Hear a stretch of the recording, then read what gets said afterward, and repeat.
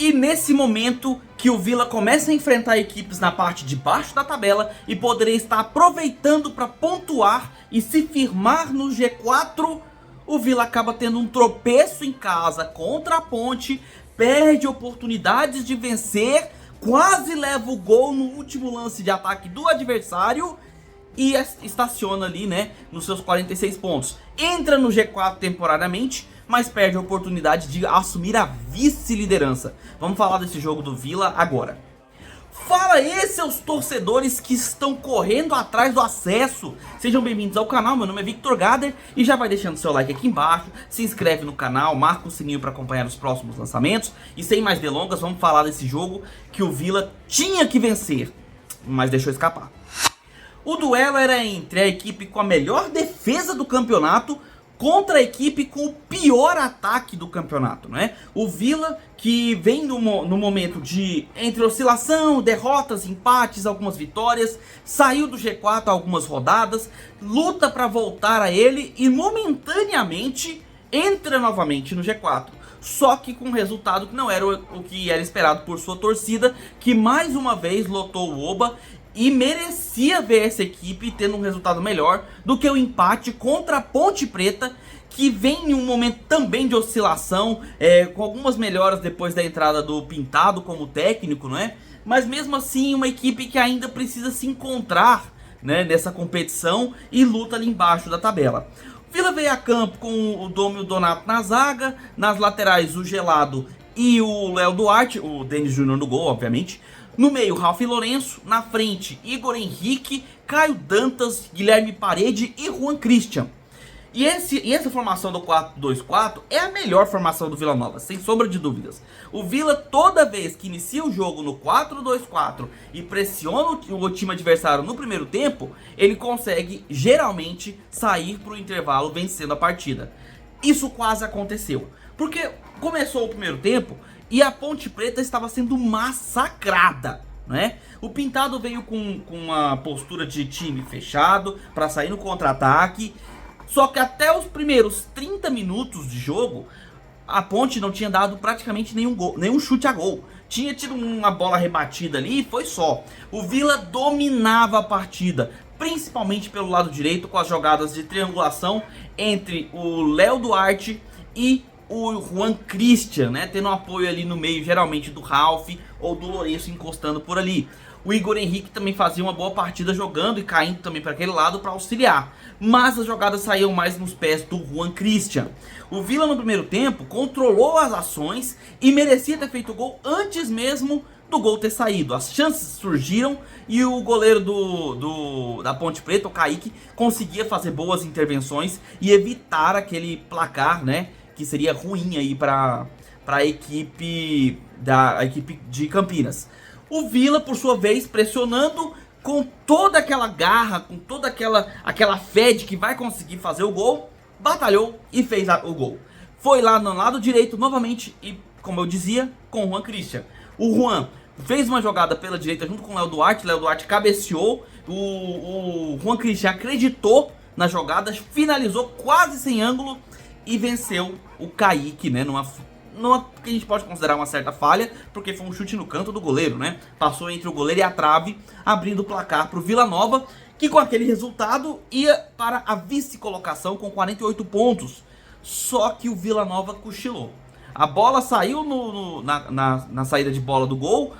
A Ponte Preta rapidamente conseguiu um ataque pela direita, cruzamento, e o jogador da Ponte, o Elielson, se não me engano, sozinho no meio da área, pequeno inclusive, ele nem é muito alto, cabeceou e venceu o Denis Júnior, empatando a partida logo na sequência. O Villa não teve tempo nem de comemorar o gol, tá? O técnico Marquinhos Santos, ele levou o time para o intervalo no 1-1 e fez algumas mexidas, principalmente mexidas táticas, para que o time pudesse voltar melhor para o segundo tempo. E o Pintado fez a mesma coisa. E aí na volta do intervalo, a Ponte Preta voltou melhor que o Villa, tá?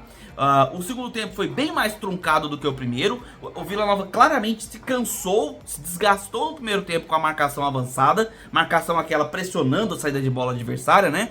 E aí no segundo tempo, como a Ponte teve mais espaços, o Villa Nova jogou um pouco mais recuado, o jogo foi um pouco mais equilibrado no meio de campo.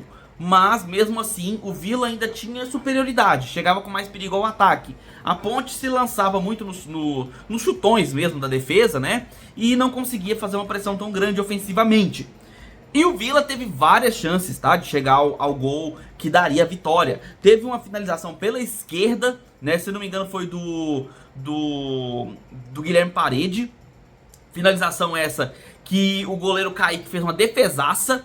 Depois teve um gol, o Vila fez um gol numa saída de bola errada da Ponte, né? O Vila recuperou a bola, o Igor Henrique disputou a bola com o goleiro e com o zagueiro, venceu os dois e empurrou para as redes, fazendo o segundo gol, né, do Vila, o 2-1, que daria uma vitória fundamental para o time colorado.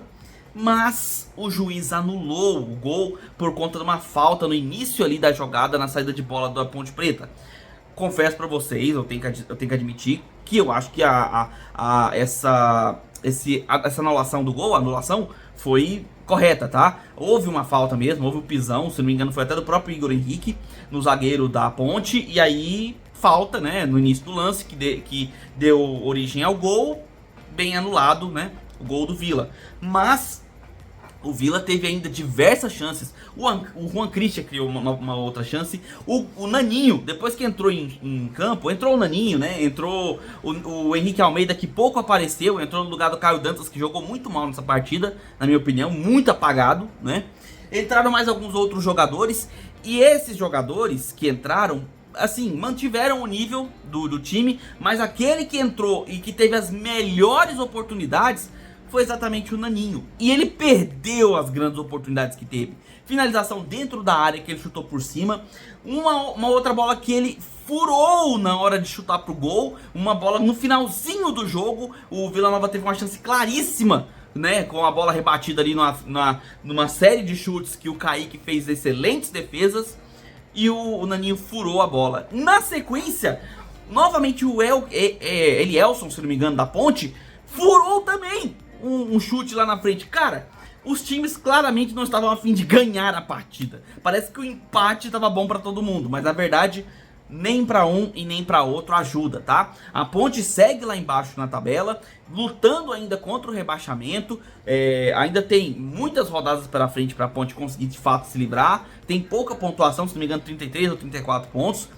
E quanto ao Vila, o Vila fica nos seus 46 pontos. Ainda temos muitos jogos na rodada para rolar. O Vila pode e provavelmente vai ser ultrapassado, né? De acordo com os resultados aí da rodada, conforme a rodada for se desenrolando. O Vila fica com 46 pontos dentro do G4, ultrapassando o Novo Horizontino, Criciúma, que ainda jogam nessa rodada, né? E assim, é o primeiro jogo de uma sequência de jogos que o Vila vai fazer contra times lá de baixo da tabela. Vai pegar ainda Ituano, se não me engano. Não, perdão. Vai pegar mais alguns times ali de baixo. Não me lembro agora de cabeça. Sampaio Corrêa é um deles. Depois tem... não lembro agora. Enfim, vai pegar uma galerinha ali de baixo, né? E esse pessoal, o Vila não pode desperdiçar a oportunidade de vencer, galera. Porque são os jogos pro Vila tirar ponto dessas equipes, né, e pontuar para ficar na frente da tabela. O Vila quase não vai ter jogos de confronto direto.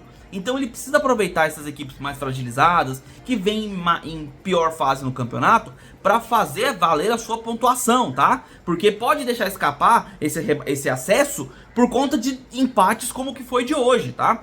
Com o estádio lotado, jogando em casa, contra uma equipe que tá ali embaixo na tabela, que tem dificuldades para fazer gol, o pior ataque da competição, cara, não dá para desperdiçar a oportunidade, e foi o que o Vila fez hoje. Muitas chances perdidas. E aí, assim, a gente pode até falar que de fato uma coisa positiva do jogo é que o Vila criou muito, né? O Vila cria muitas chances de gol, mas precisa acertar essa pontaria, porque essas finalizações erradas podem custar caríssimo no final da Série B. Se o Vila tem intenção de subir para a Série A e que está nessa batalha, está bem próximo inclusive, mas está todo mundo pertinho, qualquer ponto desperdiçado pode ser prejudicial e fundamental para decidir quem sobe e quem fica na Série B pro ano que vem. Essa é a minha análise. Se você curtiu, deixa seu curtir aqui embaixo, se inscreve no canal, marca o sininho para acompanhar os próximos lançamentos. A gente se vê nos próximos vídeos. Eu vou ficando por aqui e por enquanto um abraço do torcedor atleticano.